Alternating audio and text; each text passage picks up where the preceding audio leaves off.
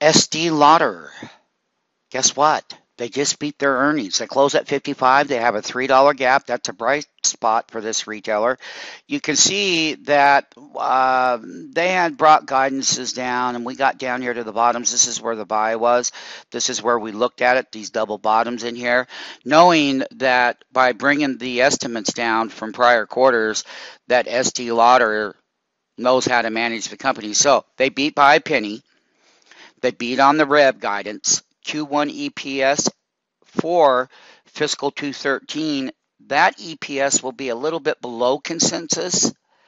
However, these things were already factored in, but we have a $3 gap. We'll look to buy the pullbacks. When we sit on the conference call, we'll be able to update our network as to what analysts were asking and things like that.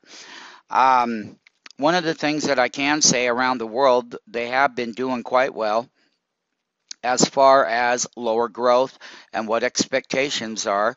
Once again, it's a bright spot, Estee Lauder, okay? And you can see that we're going to gap up here. Here's a daily chart. We're going to gap right in here to this trend line. This is where that downtrend was because they had some problems in the past in calendar 2012 with earnings. Now, what they've done is they've managed to be able to execute and sell and come in line and slightly beat the number. Once again, we're always looking for the better part of the retail sector because it's a good place to be at certain times when they're on sale. This one was on sale at $50, and we'll probably get about a $10 move in total. We'll see how we run up, and then we'll take a look at shorting the other end of it, meaning that if we hit the wall of resistance at 60, we will be looking at the $60 puts. Estee Lauder beats by 1 penny, beats on revs, okay?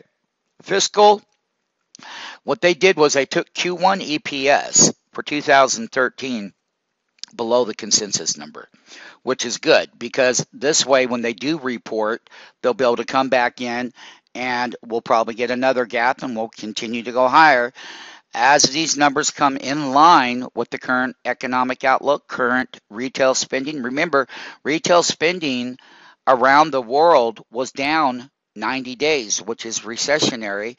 However, we do have a company that we can get great moves out of. It already sold down. That's the conclusion. I will be updating the network later. Estee Lauder, we will be buying on the pullbacks going forward. We do have a daily buy signal as far as the daily chart goes. We're going to be gapping above the 200-day simple moving average, where the stock has not been able to have a closing price above this green line, which is the 200-day simple moving average on a daily chart. So we'll see what kind of people or the shorts have to come out of the name. That's the green line. So we're going to be above it. This is where the downtrend started at $65 a share. So at $15 a share, it was a great buy. One of the things that we will conclude moving forward is where these pullbacks would be for intraday entries and exits. And any pullback down in here moving forward throughout the calendar year will look to buy the dips because it will outperform the broader retail sector.